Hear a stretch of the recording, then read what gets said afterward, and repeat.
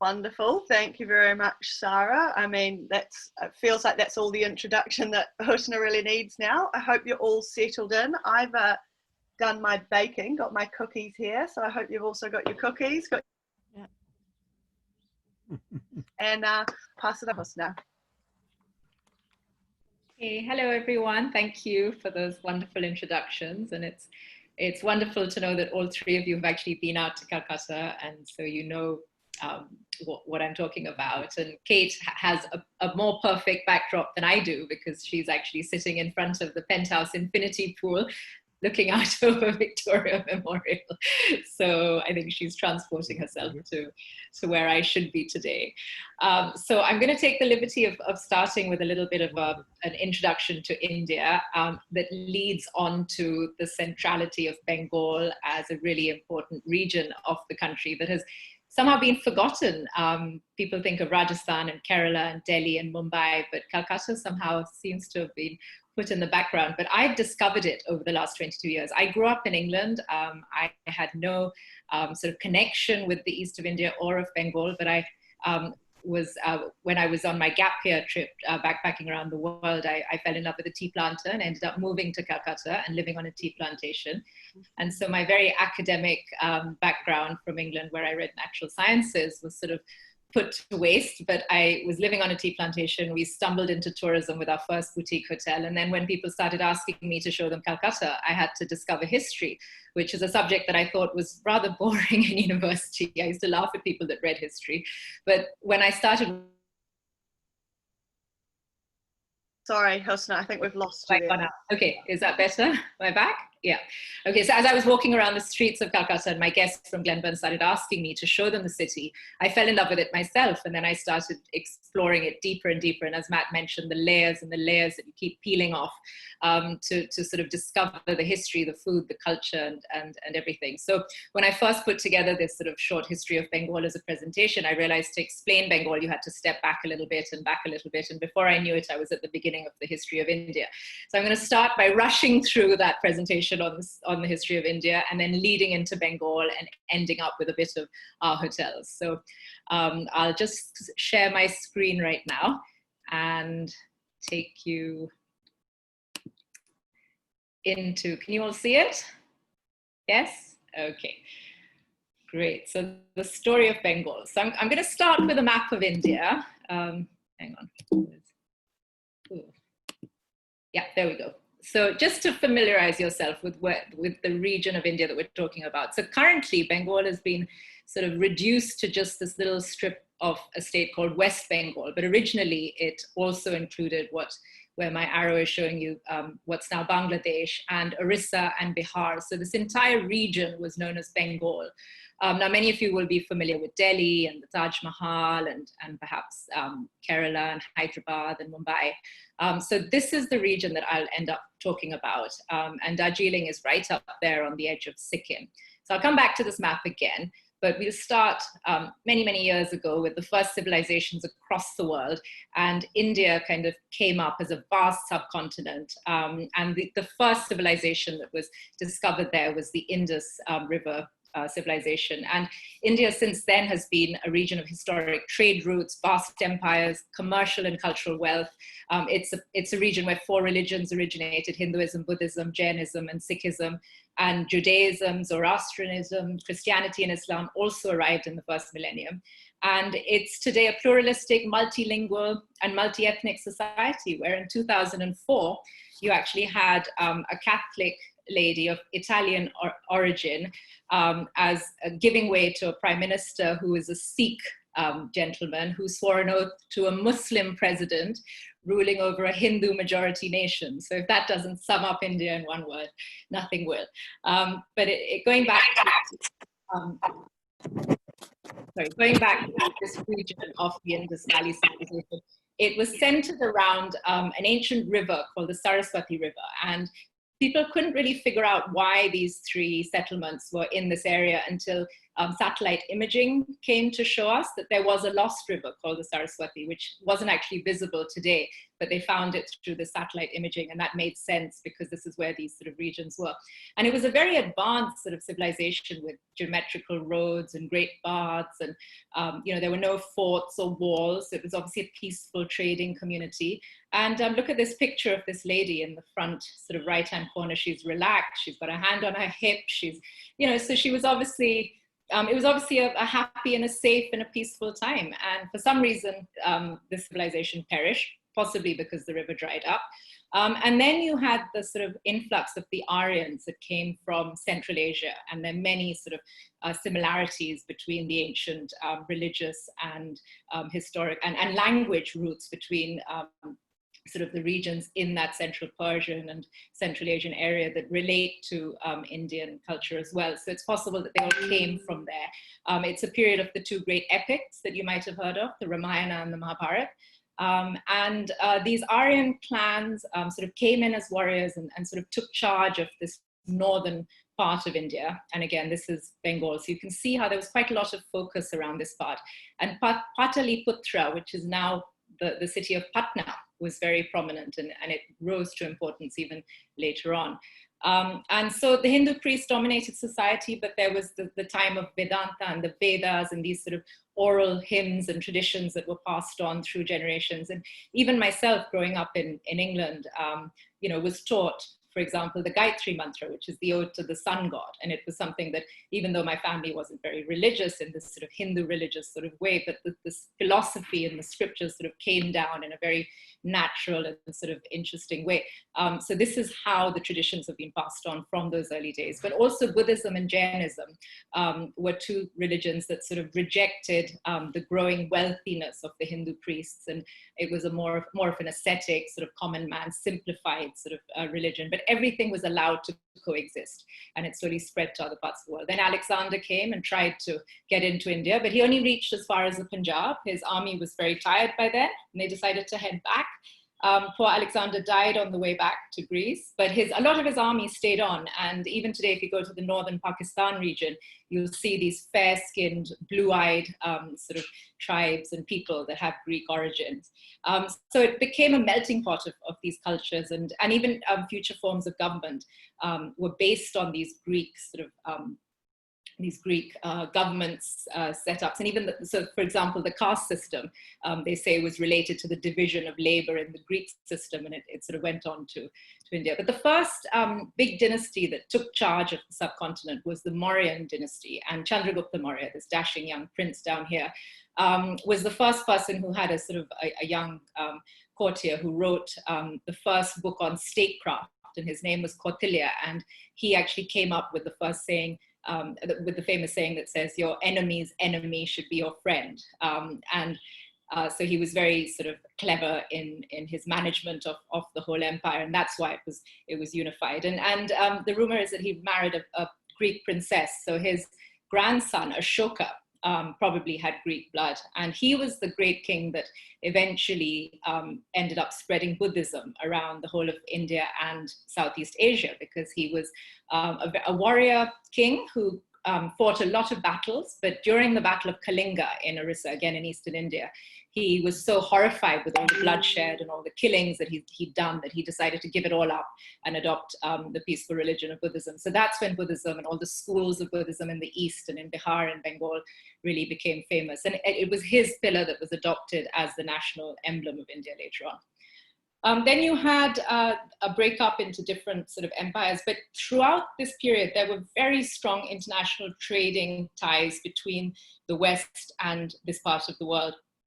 And it's incredible that even the Roman emperors complained that the luxuries that were coming from India and from the East were ruining society. And these were the luxuries, the silk, the pepper, the spices that their women cost them. And gold coins were found in South India to show this sort of very open trade and international relations.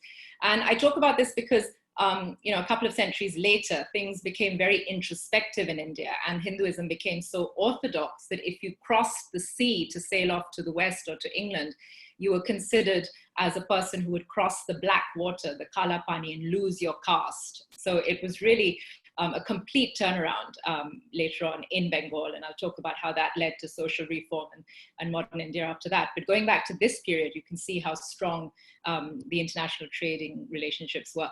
So finally, Bengal assumed even more prominence in the 7th century when the Pala dynasty took control. And again, it was very much based around the spread of Buddhism in this area. And this was the same time that the Rajputs came to northwest India. And I include this because Rajasthan is famous, so people often wonder how ancient the Rajputs are. But they were actually quite recent in India's history, and they were basically the warrior class of people from the region that built forts and established kingdoms in the area. So all the different Rajput kingdoms, they claimed lineage from the sun and the moon and the fire gods, but they actually formed their own kingdoms wherever they could and established themselves as local rulers.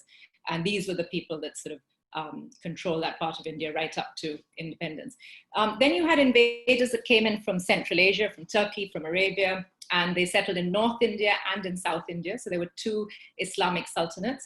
And just like India has always welcomed travelers, as they did the Europeans later on, they welcomed these people even though they were invaders. And although they disrupted the elite up in North India and in Delhi for a bit, eventually they allowed them to integrate into the Indian culture. And you had this very interesting mix between the Islamic and the Indo-Syncretic culture that influenced architecture and food and craftsmanship. And many of the fleeing soldiers that were fleeing from the Mongol and the Mongoloid invasions in Central Asia fled to India. And along with them came traders and artists and artisans. And that's what led to a lot of the richness of India in the later years. So the Mughal Empire is quite famous. I think most people who've been to India would have experienced their architecture in Delhi and in Agra, and their forts and their mosques. So I'll just touch briefly on the main rulers who really united India to a very great degree. And it was thanks to the unification from the Mughal Empire that the English found it very easy to unite India afterwards. So Babur was the first one that came across from his kingdom in Afghanistan right now. He established the empire, and the main thing that he contributed to the dynasty was that he convinced his followers to stay in India. His son Humayun lost the empire for a few years, but the person who invaded India, Sher Shah Suri, did a lot of excellent work with tax collection and laying out of the roads and connections in North India. But when Humayun got the empire back, he left it unified for his son, and he built the old Delhi fort, what's known as the Purana Killa in Delhi. And then, of course, Akbar was the most famous of all of them. He was he inherited his empire very young. He was only about 14 years old when his father died. And he had a Hindu wife, a Hindu prime minister, and was very tolerant to other religions. And this really increased his popularity and allowed him to really spread unity around the subcontinent. And I'm just going to read out a little excerpt from a very interesting book called Indian Summer by a girl called Alex von Tunzelmann, because it talks about the world in 1577, which was just about this time when Akbar was king of India. She says, in the beginning, there were 2 nations. One was a vast, mighty, and magnificent empire, brilliantly organized and culturally unified, which dominated a massive swatch of the earth. The other was an undeveloped semi-feudal realm riven by religious factionalism and barely able to feed its literate, diseased, and stinking masses. The first nation was India, the second was England. And I apologize that I'm addressing an English audience, but it's a really interesting take on how the world was such a different place in the 14th and 15th century, and how, in Bengal, the year was 1577, and 100 million people that lived were cosmopolitan, affluent. The average Indian peasant enjoyed a higher income that he would ever enjoy again. Lower taxation in the bazaars was gold sold from Jaipur, rubies from Burma, fine shawls from Kashmir, spices from the islands, opium from Bengal, and dancing girls from Africa. And although governed by the Muslims, there were many other non-Muslim subjects, Hindus, Sikhs, and Buddhists, that were allowed freedom. So that was India during this time. And then his son and his grandson started a little bit of the politics that led to the downfall, but they still sort of inherited one of the richest kingdoms in the world. And all the architecture that you see in Delhi and in Agra, the Jama Masjid, the Red Fort, it all was because of this patronage of architecture and art, and the incredible wealth that India had at the time. Now, the last famous ruler was Aurangzeb in 1707.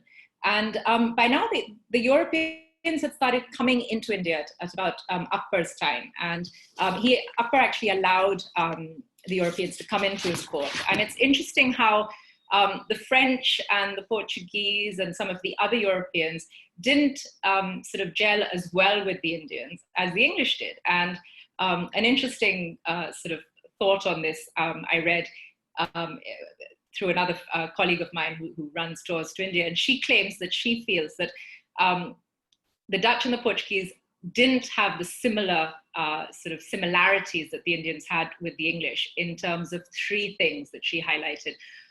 She talked about the inflexible caste system that both countries sort of had at that time, the tough military structure that again was prevalent in both countries at the time, and also this very amusing love of pomp and show that the English had and the Indians had. And it was almost like it was a marriage made in heaven when these two sort of communities met, and the Indians welcomed the trade and let them in, and there was huge cultural exchange and business and marriage and dress and food.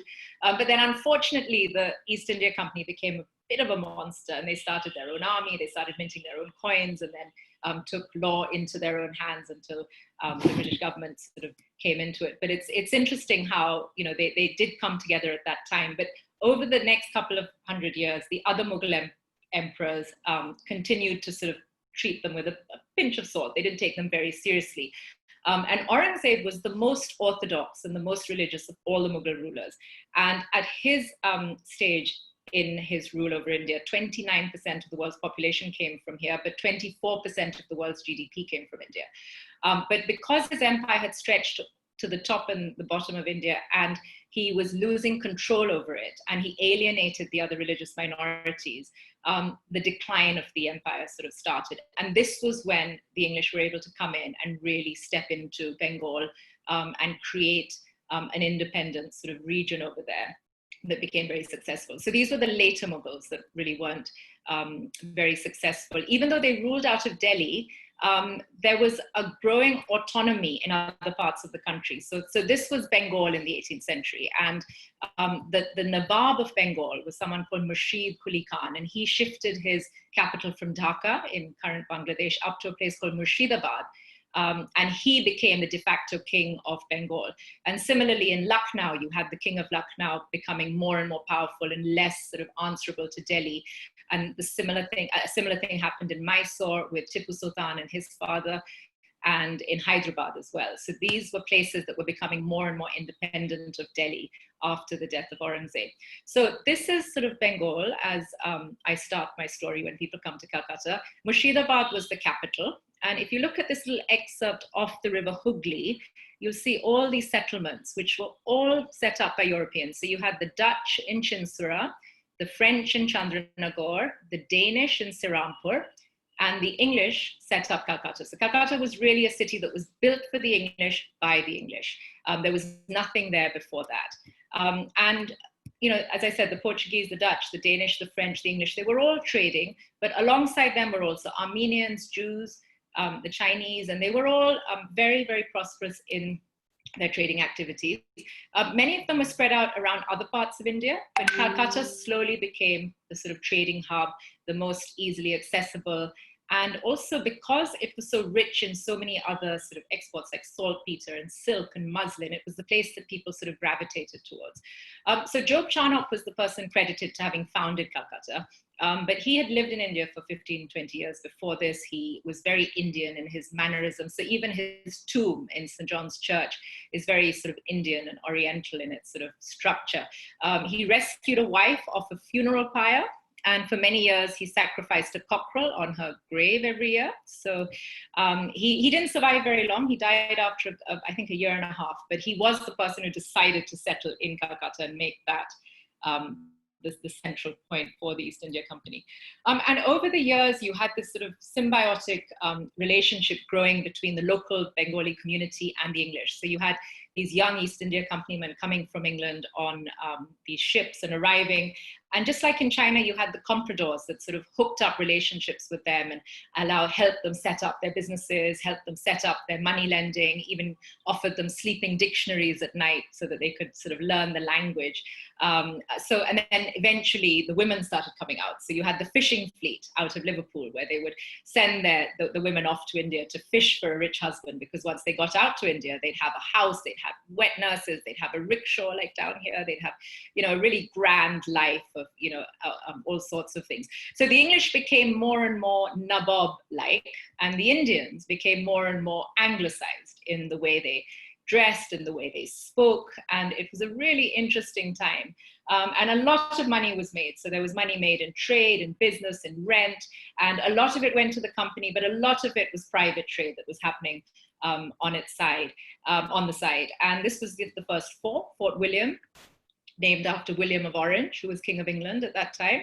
And the original settlement was this very small area based around 3 villages that were there to begin with. That's the fort. And this is the square that we now call sort of Dalhousie Square, where I do a heritage walk, because a lot of the old buildings are still over there. And that's another picture of the fort. And in 1715, an interesting event happened that took a doctor who was part of the East India Company to Delhi to talk to the so-called Mughal Emperor, who was living in Delhi and ruling out of the Red Fort in Delhi, but wasn't very much in control of the rest of the country. But this East Indian Company doctor cured the Mughal Emperor of a groin problem that he was suffering from. And in exchange, the Mughal Emperor said, you can go back to Bengal and you can trade without paying me any taxes, right? So the East India Company delegation came back to Bengal with this charter from the King of India to say that they didn't have to pay any taxes. Now the French had to pay taxes, the Dutch had to pay taxes, but the English didn't. And this was a huge advantage. But the person that really suffered, of course, was the King of Bengal. Now, the young Nawab of Bengal lived in this place called Murshidabad that was very prosperous. And within Murshidabad was this community of Jain businessmen that had come out from Rajasthan, invited out there by the King of Bengal to set up businesses. And this community became money lenders, even to the court of England. So they lent money out to all the royal families around the world, and 5% of the world's GDP just came from this one single Jain community that lived in Murshidabad and sort of ran the secret affairs of both the company and the Europeans, as well as the Bengal royal family. So it was a very interesting time. And if you read William Dalrymple's new book called The Anarchy, it talks a lot about this period in Indian history, centering around Bengal and all the intrigues that sort of took place. Now, in 1756, Ali Vardi Khan, who was the king of Bengal, died, and his grandson, the young Siraj Uddaulah, was made Nawab of Bengal. And he was a little bit upset that all the taxes that should have been coming to him were not being paid by the English. So he decided to march down to Calcutta and attack the fort. Now, I added this today to say 260 years ago, because this incident that I'm going to talk about, which was the first siege of Calcutta, actually happened around the 20th of June. So this week, 264 years ago, Siraj Uddaulah marches down to Calcutta, attacks the fort. Governor Drake, who was in charge of the fort at the time, hopped into a ship with all the women and children and sailed off, leaving 146 people in a small room captured by the Nawab and locked up overnight. Now, around the 20th of June is one of the hottest weeks in the year. The next morning when he opened the door, 123 of them had died out of the heat and out of suffocation. So this was a huge incident in British and in Indian history, and it was known as the Black Hole. Now, a lot of people have heard of the Black Hole. A lot of people call Calcutta the Black Hole, but very few of them actually know what it meant. And this is actually what it meant. It was this incident that happened in June in 1756, where the Nawab attacked the fort, locked up some English prisoners, and many of them died. Now, the English historians say that the room was smaller and the number of people were more. The Indian historians say that the room was larger and the number of people were less. So it was kind of a little bit of a controversy as to what actually happened, but it was definitely a reason that the English used to kind of establish themselves in Bengal, because they said that this was a great sort of terrible thing that had been done against them. So they summoned Robert Clive from England. Now, Robert Clive was quite a colourful character who'd been in and out of India over the last 20 or 30 years. And he was very successful down in the regions around Madras, setting up some of the established British settlements down there. So he was called up to Calcutta and asked to come and sort this out, because basically the Nawab had claimed Calcutta and taken charge of it. And he marched up towards Murshidabad and met the young Nawab at a place called Plassey. And the Battle of Plassey is again quite a famous battle that we learnt about in Indian history books and possibly in English history books as well. It was quite a turning point. And this battle took place between the young Siraj-ud-Dawla, his aunt, who was skipped over by her father, the original king of Bengal who died. So she wanted the throne. The French were colluding with the aunt to try and get the throne of Bengal. And Robert Clive, secretly in his tent, did a deal with Mir Jafar, who was the head of Siraj-ud-Dawla's army. So he took charge of Bengal by doing a little coup with the commander-in-chief of the army. So Robert Clive came away the winner. The Battle of Plassey, that one imagines to be a grand battle, was actually just a negotiation in a mango orchard in a tent. And poor Siraj-ud-Dawla had to go back to the palace with nothing. The aunt and the French were, of course, relegated to nobodies. And Robert Clive, they say, laid the foundation stone of the British in India, because he sailed down the river with all the riches and the jewels of Murshidabad. And he built Mir Jafar this palace, which is fit for a Nawab, but very European. And they say that the second largest chandelier in the world is in this museum up in Murshidabad, and 4,000 artifacts that very, very few people get to see. And he came down to Calcutta, and this was the remains of the old fort, and it was rebuilt. And about 100 years later, they built the general post office here. And then you had the writers' building and the first courthouse that was again transformed into St. Andrew's Church. This was the Holwell Monument that was dedicated to the Black Hole survivors. And then eventually the writers' building, where all the clerks of the company lived, became the seat of government when the East India Company was abandoned. So this little settlement that was built for the British, by the British, became a much bigger settlement, and it spread out into this area that was considered jungle and only inhabited by tigers. And they built a second Fort William, and this area sort of started becoming what was known as the White Town, and then you had the Black Town up here. And Warren Hastings was somebody that many of you may have heard of, and he had spent a lot of his younger years in India, and had his wife and children had died quite sadly when he was quite young. After the Battle of Plassey, he was invited back to India and made the first Governor General of Bengal. And on the way, he met a baroness, Marian Imhoff, on the boat coming back to Bengal, and decided that this was the lady he wanted to marry. So he sent the baron back to Holland and married Marian Hastings, the second Mrs. Hastings. And there's some beautiful oil paintings in Victoria Memorial that sort of show this very loving relationship between Warren Hastings and Marian Hastings. So he was actually a wonderful, he did a lot of great things for Calcutta because he was an Orientalist. So the earlier East India Company men that came out to India had a great love of the East, and they were Orientalists, and they wanted to study the languages, the cultures. They often dressed in Indian attire.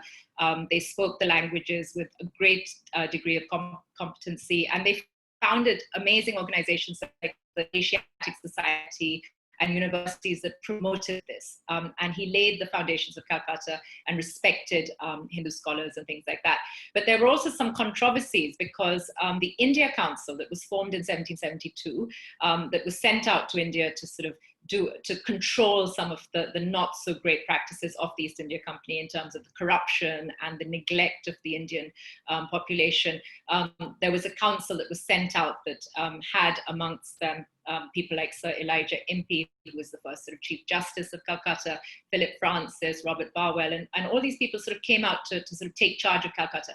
Now, Warren Hastings was the real expert. He'd been there for years and years and years, and rumor has it that he never went to receive them from their ship. So it all started off on a very sour note because he didn't give them the attention that they wanted. But Philip Francis sort of became his arch rival, and they had a very sort of political duel where they both survived because neither of them really knew how to sort of operate a pistol properly. But what led on to that was the fact that Philip Francis went back to England and tried to impeach Warren Hastings on the basis of corruption. And again, this is very well described in William Dalrymple's new book, Anarchy. But it was also the first time that the English public got to know about what was happening in India. And some of it was really quite terrible. There were some really bad famines that happened in the 1700s. And this was to repeat itself later on in 1877 and again in 1942 that the English did very little about. And there were other sort of charges of corruption. So Warren Hastings went back to England. He was not impeached in the end, but he didn't ever come back to India. Lord Cornwallis came out in 1786 after having lost Yorktown in America.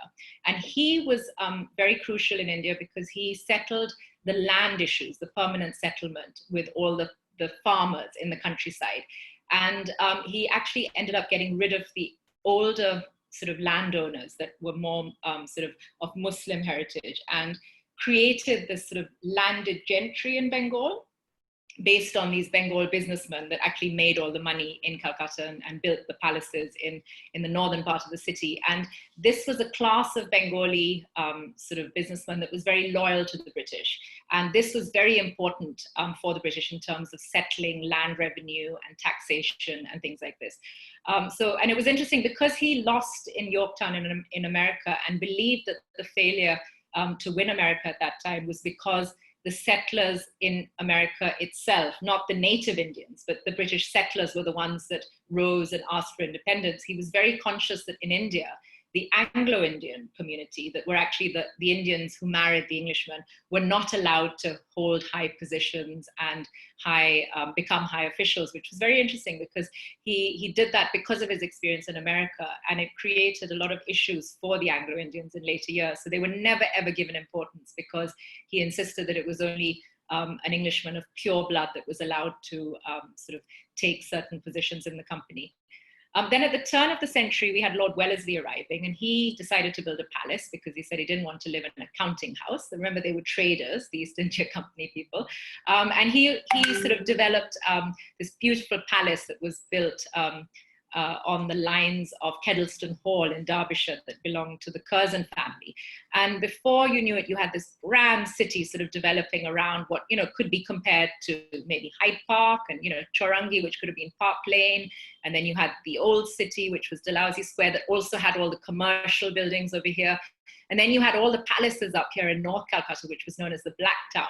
And in the middle, you had the Grey Town, which was where the Chinese, the Jews, the Armenians were. So it was a really interesting sort of mix of people and cultures and personalities. And just to give you some perspective, the Glenburn Penthouse is located here where my arrow is. So you really look out on the whole expanse of this sort of grand vista of the second fort and the green Maidan. So this greenness that we have in the center of the city was all thanks to the fort, because they didn't want to have the same experience of the first fort being attacked as it was.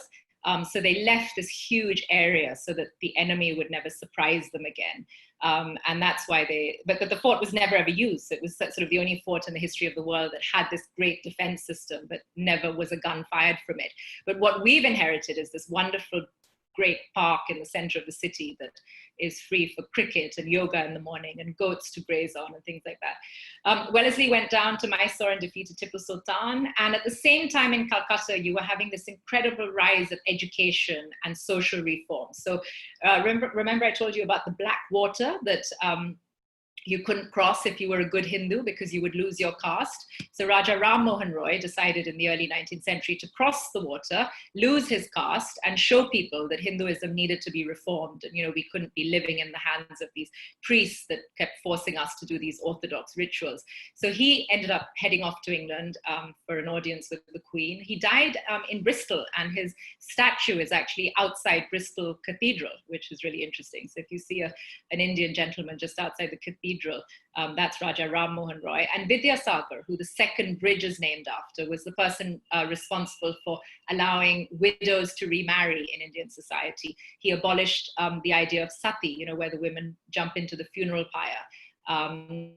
And he promoted women's education. So all these amazing reforms were happening in the 19th century alongside all this. Then Rabindranath Tagore, who came from a very illustrious family, he went on to win the Nobel Prize for Literature in 1915, in the early 1900s. And Swami Vivekananda, who went to Chicago in 1893 and stood up at the Congress of Religions and addressed America with the words brothers and sisters of the world. And he received a standing ovation for a minute and a half because no one had ever heard of this before, world peace. So these were two people in Calcutta in the 19th century who started this idea of universality and humanism and, cross-border sort of love and service to humanity rather than to religion.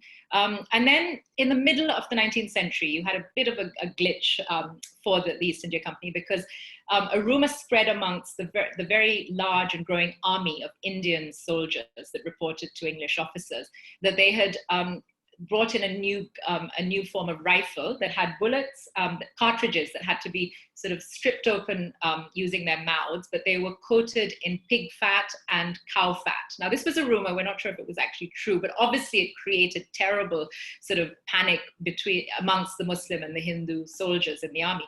And they decided that, the English were becoming, in the early days of Warren Hastings, as I mentioned, the Orientalists, there was a great connection between the Indians and the English officers. But as more and more people started coming out, there was a gap that formed. They didn't really understand the Indian culture as well as they had in the late 18th century.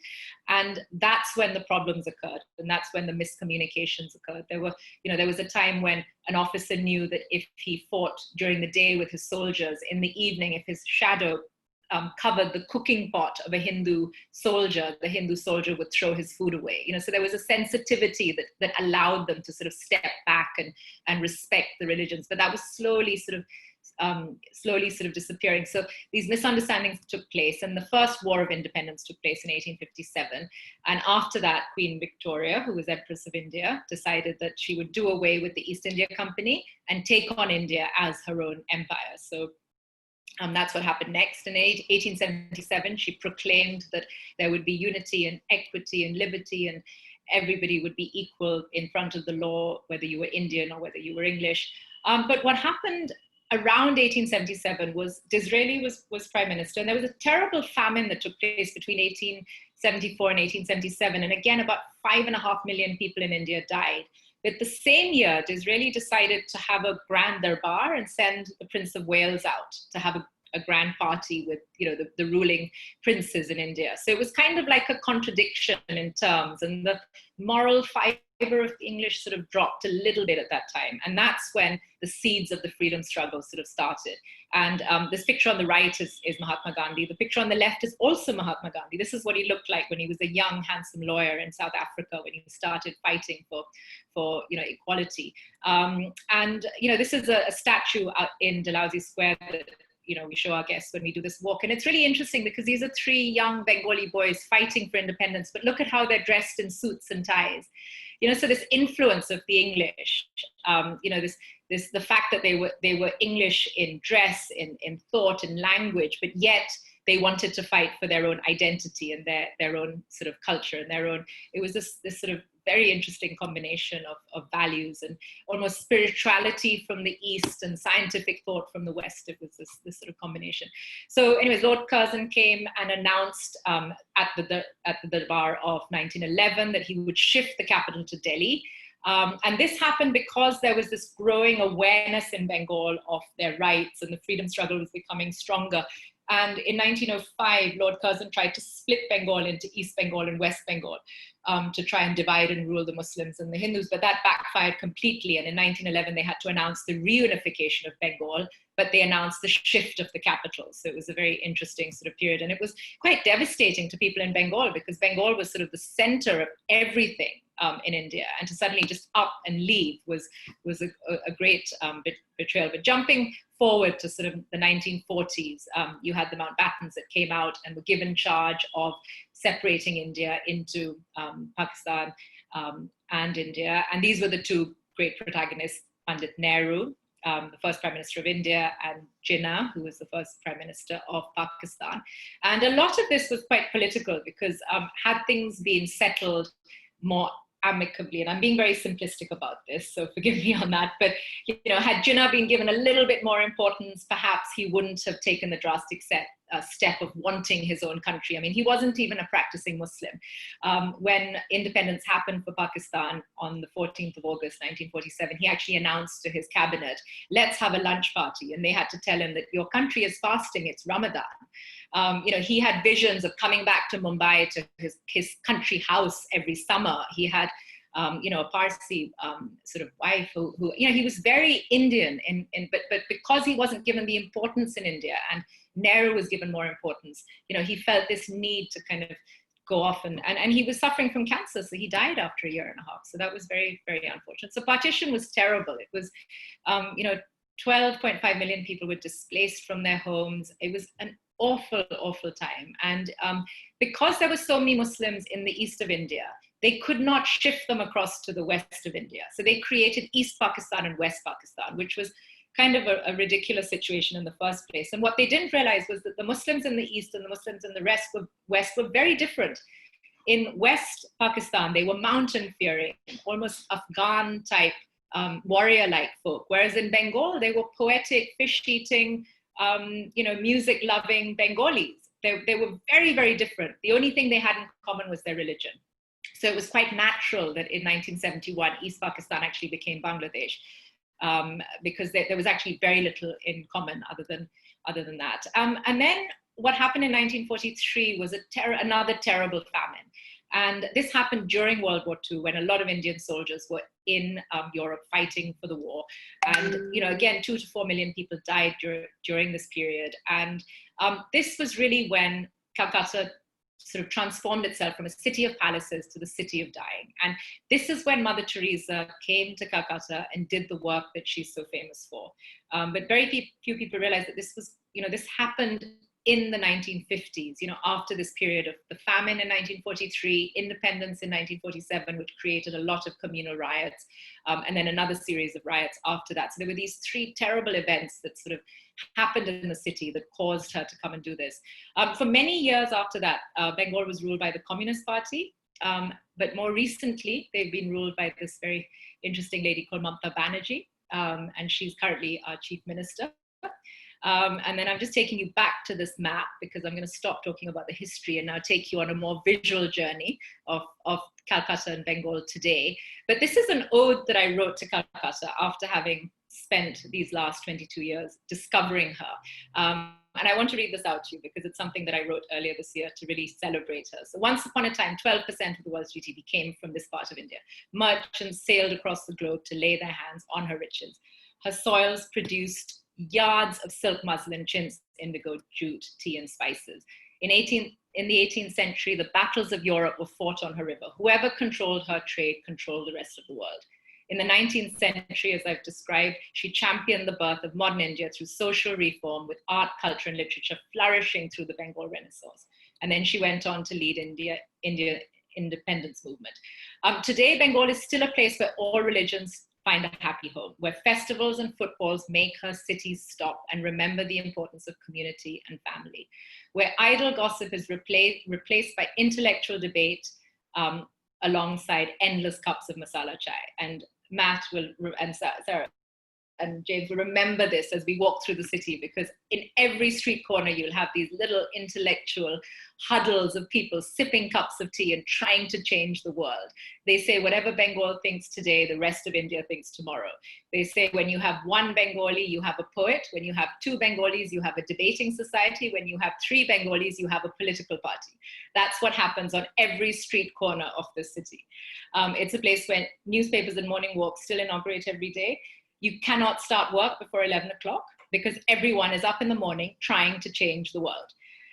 So our story of Bengal is this journey through her amazing history, her modern day vibe, and we walk her streets, delve into her countryside, and discover from her imperial grandeur to also her artistic cultures and her gastronomy. Sailing her rivers, discovering European settlements, trading posts, mosques, terracotta temples, churches, synagogues, and bustling markets, but most of all, her smiling people. And this is why she's currently branded as the sweetest part of India. So I'm going to take you through some of the visuals now of what you would see. This is the third highest mountain in the world, which you can see from Glenburn when you're staying with us. And then right down to the Sundarbans, where you have hundreds of kilometers of mangrove forests and these beautiful sort of canals and gorgeous people. This area was very badly affected by the cyclone last month, but it's a really stunning area. The tiger, the Royal Bengal tiger that came from here, all the amazing wildlife that you see in this part of India, the one-horned rhino, the birds, the orchids. The biggest banyan tree in the world is just on the outskirts of Calcutta in the botanical gardens, and there are 12,000 different specimens of plants over here, right at the edge of the city. Then there are beaches, and you can get to the Andaman Islands, where, you know, these beautiful islands, of which only 37 are inhabited. The tea regions, of course, we have family tea plantations in Assam, but also in Darjeeling. So this is, again, from Glenburn, looking up to the mountains. There are 7 different types of Darjeeling tea that come from a single bush. So each bush is picked once a week, but in March, you get the first flush. In June, you get the second flush. In October, you get the autumn crescendo. You also get green tea, oolong tea, white tea, all from one bush. And this is why this tea, Darjeeling tea, can only come from 87 tea estates, and it is certified as a geographical index product. So it can only come from this particular area. And 1,000 of these tender shoots, or each picked by hand, just makes a pound of tea. So imagine the human face behind a cup of tea. When people come to Glenburn, this is what they get to enjoy, and this is what they really get to discover. I've mentioned the ancient religions that were born in East India, Jainism and Buddhism, all the monasteries in Sikkim, the Gu Monastery just outside Glenburn in Darjeeling, the Mountain Railway, again, a UNESCO heritage site. In fact, there are 8 UNESCO heritage sites in the region, and the beautiful little red panda and the blue poppy that you can see when you head up here. And then the diversity of 4 million people crossing this bridge every day, and only 40 people crossing this bridge from Glenburn into Sikkim every day. A river at 5 meters, a river at 5,000 meters, lots of cruisable areas. So you have sort of small boutique cruise ships that can now take you from Calcutta all the way up the European sort of settlements to the old capital of Bengal, and then during some seasons all the way up to Patna and Varanasi as well. Bengal's little Europe, the 5 colonial settlements that belong to the Danish, the Dutch, the Portuguese, the French and the English, the beautiful terracotta temples that you find in the interior of Bengal. I mean, if these temples were found in other parts of India, you'd probably have an airport nearby. It's so amazing that you can't get to these places, but now you can because of the hotels that have opened up in these areas. So talking about that same Shaharwali community that I mentioned earlier, they've started opening up their palaces in Murshidabad. So this is one that's just recently opened up with only 15 suites. And the craftsmen that you see, the embroidery, the block printing, the muslin, the cotton that came from this area, the museums and the palaces that are being restored. And of course, I've talked about the British history of Calcutta, but the intermingling of architectural ideas from the Gothic St. Paul's Cathedral to the Marble Palace, which was built by a Bengali gentleman as a museum in 1824, and it had a private zoo, and even today it's filled with these really incredible marble statues and many different types of marble that came from Italy. And this was built in 1824 by, you know, just a Bengali businessman. This is the temple that was built by Swami Vivekananda after his return from the World Congress of Religions in Chicago, and it's a temple that has all the 5 elements of India's religion. So it's in the shape of a church, but it has elements of a mosque, a temple, a Buddhist stupa, and a Gurdwara. So again, this conscious intermingling of architecture. Victoria Memorial, the Bengal Renaissance I've touched on before. Rabindranath Tagore, the great poet who won the Nobel Prize, actually started a university outside the city that was dedicated to learning in nature, where classrooms were under the trees rather than, you know, surrounded by walls. The intellectual, Calcutta, with its College Street book stalls where you can get any book that has ever been published, and of course all the book fairs and the literary meets, the music, the theatre, the food. My gosh, the food is incredible. And I know Matt enjoyed a food tour when he came to Calcutta earlier this year. But the kati roll is incredible. It was a kebab wrapped in a kebab in a wrap that was sort of invented for the Englishman that didn't want to dirty his fingers. And we often take our guests there. And then there's all this sweet food that is, you know, Bengali sort of connoisseurs of sweet dishes created a cheese-like sweet dish that was unheard of in India at the time because milk was never curdled. But thanks to the Portuguese, they decided to curdle their milk and make a sweet cheese, which was, like I said, very different and rebellious at the time. And of course, you know, football clubs. People think of India and cricket. Well, in Bengal, you have football. You have people playing football all over the place, and they follow teams from all around the world. And then, of course, the festivals. The first time I celebrated Christmas in Calcutta, I thought, I'll just pop over to the cathedral to see the nativity scene. Little did I know that there would be thousands of people just walking through, lighting a candle at the altar, going and having a look at this and that. And everyone celebrates every religion, every festival. And that's what makes it really special, that it's so community-based rather than just religiously based. And the idols that they make in a place called the Potter's Market is really incredible. And the most famous festival is the Durga Puja festival, which happens in the autumn. And this is the goddess Durga, who is the wife of Lord Shiva. She comes down to earth astride her lion, having defeated a demon along the way with her 4 children. So she has 4 children, goddess Lakshmi, Saraswati, Ganesh, the elephant god, and Kartik. So she comes home and every Bengali family welcomes her home for a week. So everything shuts down.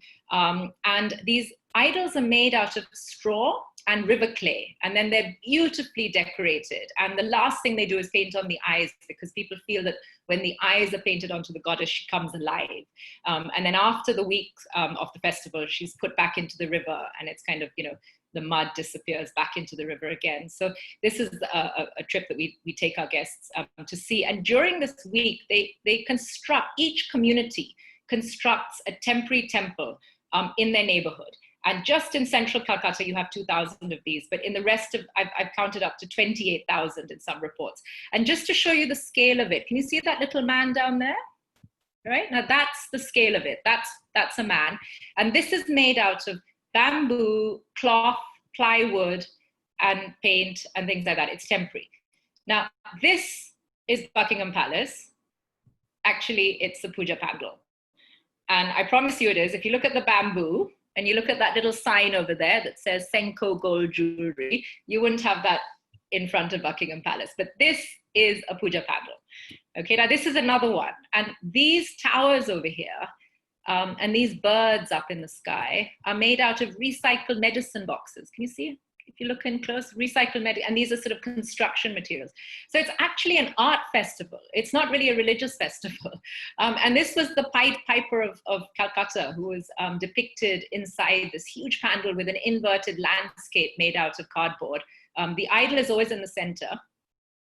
And outside, the Pied Piper of Hamelin was, the mice were following him, but not mice. These are computer mice, because the whole point of this pandal was to say that, you know, we have to give up technology and it's ruining our lives, and let's go back to the post boxes. These are all, you know, old-fashioned post boxes, and let's start writing letters again, and send the mice away, send the computer technology away, and let's go back to basics. So, you know, that again, you know, Pied Piper with the mice. And this one was made out of plastic bags. This one was made out of rubber, and this one was made out of bicycles, believe it or not. And inside you had things made out of wheels and chains, and then you had handlebars and seats, and you know, it was just incredible. And this one was a reflection in water. This was one where she had all her children, you know, on her head. A lot of them reflect sort of really important themes like climate change and women's empowerment and rape and women's equality and gender issues. So, you know, there's always a theme, there's always a story, there's always and you know, it takes people a year to just plan these, and the whole community is involved. It's all to do with local sponsorship. And this was one of my favorites from last year. So this is the globe, and these are the evil global powers of the world with their guns pointing towards society. And this is a shuttlecock, you know, badminton rackets. This entire panel was made out of shuttlecocks. So when you went inside, you had these dancing figures with, you know, made out of shuttlecock feathers. And this was the idol in the center, and the lights and the shuttlecocks. But look at these are the badminton rackets. These were actually, on each of these badminton rackets, you had a different flag of different nations. And the badminton rackets were the nations, and the shuttlecocks were the refugees being tossed back and forth And it was amazing. And that's what related to that big globe outside with the guns pointed towards humanity and these refugees being, tossed back and forth. And then, the liberation once they were able to liberate. So, it's just such a beautiful time. It just happens for a week every year. But, we often have smaller art festivals as well. And, Calcutta is a city that is defined by its passion for art and music. And, when you come and stay with us, you look right onto Victoria Memorial and you're in a beautiful drawing room. This is where I had sipped tea with Matt and James, I think, when they visited, and you look out onto the Maidan, and it's very green. And these are our rooms. That's the infinity pool that Kate's sitting in front of right now. And then when we take people around the city, we visit the churches, the cemeteries. The Beatles will teach road safety on the side of a police van. That's teaching people how to cross a zebra crossing. Then there are these old buildings that have been transformed into museums, and people in the flower market offering you. This was somebody who auctioned my guest off for marriage halfway through our tour. Then there were vegetables and fish and spices, and then we do a private meal in an art collector's home. We sail up the river on a golden mermaid under the bridge, and the botanical gardens are beautiful. We take people racing, we introduce them to our friends, and then we head up to the hills to Darjeeling, where you look up to the mountains and sort of stay in a beautiful hotel and enjoy the food and the company and the fresh vegetables, discover tea, the factory, walk through 1,000 acres of private forest within our 1,600-acre estate, discover the two rivers, fish for golden marcia and trout, walk through villages, enjoy the birds, the people, the community, the children. We have a wonderful welfare program, and of course our staff. This year we were actually awarded the most responsible hotel in India by the Responsible Tourism Awards. And one of the reasons is that we have 55 members of the local community that work in the hotel, and they are the ones that deliver this incredible service that we've been able to do over 19 years. So it's all dedicated to them and our community. We often say the hotel is the community is the hotel. It's very much a part of it. So I'm sure I've run over my time limit, Kate. I'm very sorry, but that is the Glenburn experience of Bengal. And we do hope that you will visit us. And I hope you've enjoyed my little journey through India and the most important part of India, which is Bengal. And if I have been converted, given that I was never from Bengal, never had any connections with it, over 22 years of living there, I can promise you all of you will fall in love with it too. Thank you. Thank you very much, Husna. That was incredible. I feel a bit overwhelmed, actually. There's so much amazing history and culture. I can't help but feel like I need to come visit now, if I'm honest. We do have a couple of quick questions that have come in. The first is, have you ever considered writing a book? You seem to have so much knowledge and thank you. It's actually very self-taught, and so I'm always very nervous, and I'm very nervous of the fact that I'm addressing probably a very well-read audience today, and there are probably many things that I might have got slightly wrong, but this is, like I said, I was a science teacher by profession when I got married and moved here, so I had no interest in history. But it's something that I've sort of discovered the layers and layers of the story over the years, and then sort of step back more and more to sort of understand where it all came from.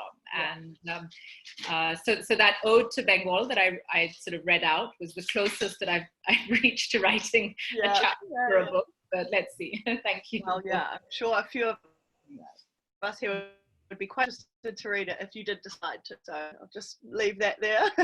And then speaking of books, we had a question from Maria. We're just wondering whether you had any recommendations for literature that we could read kind of based around Calcutta. Yes, so The Anarchy by William Dalrymple is amazing. It just came out. It was his book that came out about 6 months ago. I'm not sure how many of you know William Dalrymple, but he's written some incredible books on India. So that was a really amazing one about 18th century Bengal and what led up to, the whole sort of conquest of India by the English, but in a very interesting way. The first sort of historical book I read about India was one by Percival Spear, which was written some years ago, but it was the second volume of the history of India. And that really talks about the whole period of the Mughals leading up to the British and up to independence. So that was very interesting. And the Last Mughal by William Dalrymple again talks about the events leading up to the mutiny. but again, why things happened and why it sort of led to what it was. And then there were two fictional books about 19th century Bengal that were written by a Bengali author and translated into English. That were very interesting. One is called Those Days and the other is called First Light. And it's a narrative of life in 19th century Bengal through the Bengal Renaissance, taking historical events into the story, but based around fictional characters. So the famous people are in the narrative, but it's also fiction within that. So that was something that I found really interesting. But I'd be happy to share a more exhaustive list. I was about to say I'll probably get a list off you because I haven't taken those notes quite fast enough. And yeah, we'll send that out in the email following this for anyone who is interested.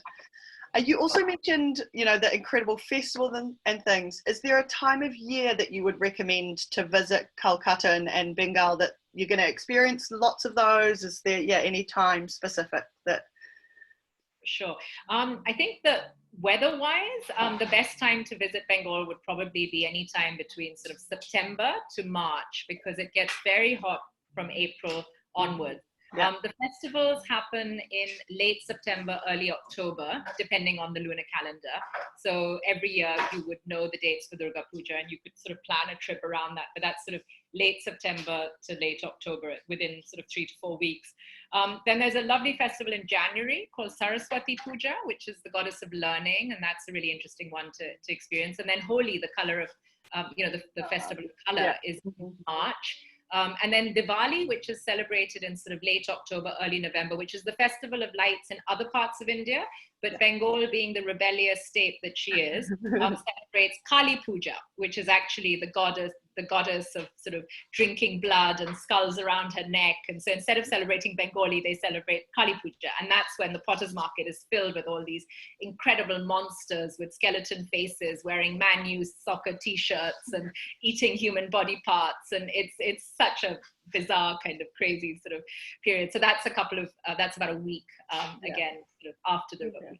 So many festivals, It seems to be that there's just so much contrast and you kind of go from one extreme to the next and all in one kind of area. Yeah, it sounds amazing. That's right. The other thing that we kind of wondered was, you know, Delhi and Mumbai are so well known and they're the big players in the travel to India world and things. So is there any way that you could kind of sell Calcutta to us in a few sentences that might kind of put it at the forefront above Delhi and Mumbai and the more well-known places? Right. So soul, passion, a love of everything out of the ordinary, a love of life, culture. Even on the street, you'll be able to talk to people about, like I said, how to change the world and what their opinions are on everything from cricket to football to Brexit to Donald Trump.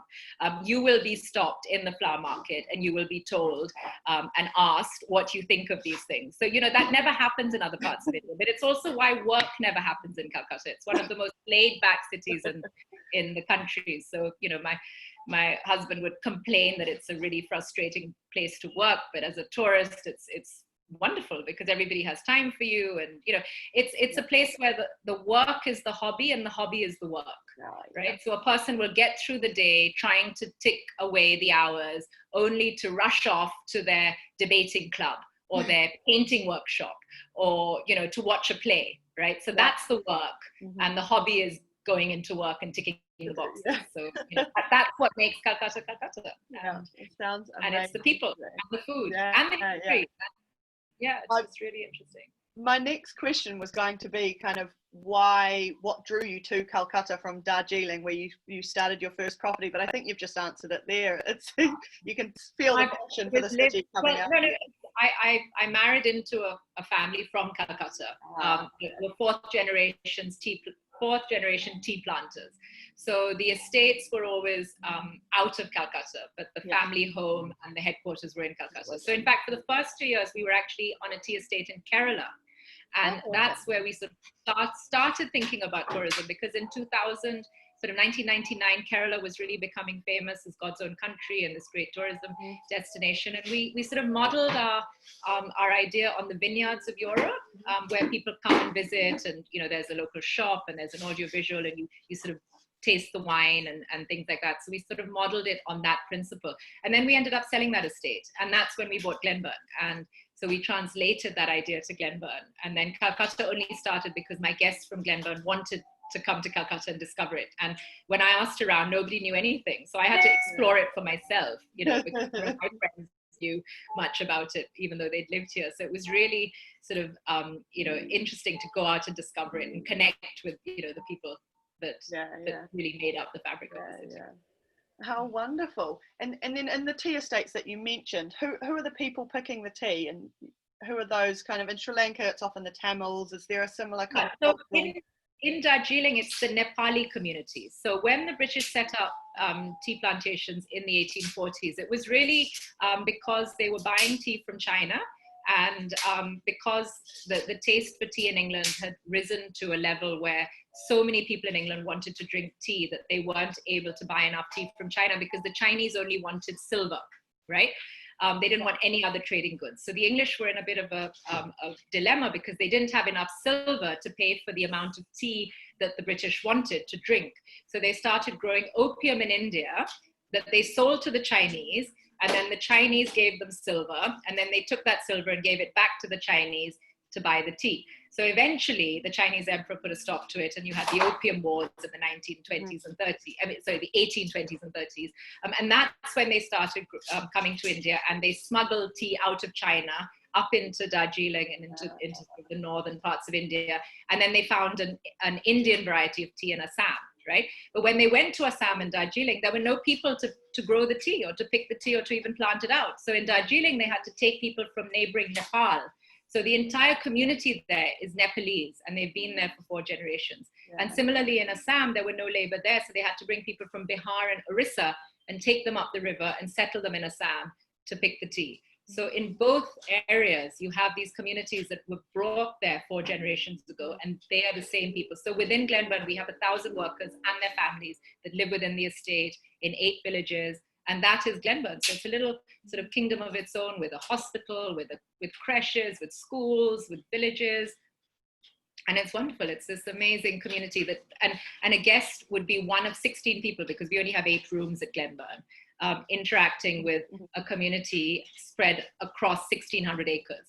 So it's very authentic, and it's very real, and it's beautiful. Wow, incredible. Well, I mean, yeah, I've just added more locations and destinations to my list of where to go. So, you know, thank you for that. But yeah, thank you so much for joining us from Kolkata this evening for you and for our afternoon tea. It's been lovely to have you. I hope that all of you who could come today really had a good time and have learned a bit, and hopefully felt like you were in India for perhaps an hour this afternoon. If you do want to talk travel, you know, of course, we are still here. We're at a slightly smaller number at the moment, of course, kind of working through the current situation, but we're all about and would love to chat travel if that's what you like. And even if it's not to talk travel in Asia, you know, we've got some contacts for other destinations around the world that we can pass you over to, and happy to about the world or whatever take a moment. You might have seen the email as well. We sent out the email about the COVID-19 promise, which just hopefully brings a little bit more security and confidence to you if you do feel like booking a trip at the moment. So again, please reach out to us if you want to know a bit more about that, or just want to chat at all. I hope that we've covered everything here today and that you've all had a lovely time, and I will now leave you all to go and enjoy the sunshine again. But thank you very much again, Husna. It was really lovely to have you with us. Pleasure. Thank you. Thank you. Thank you. Thanks, everyone. I'll cut you all off now about that.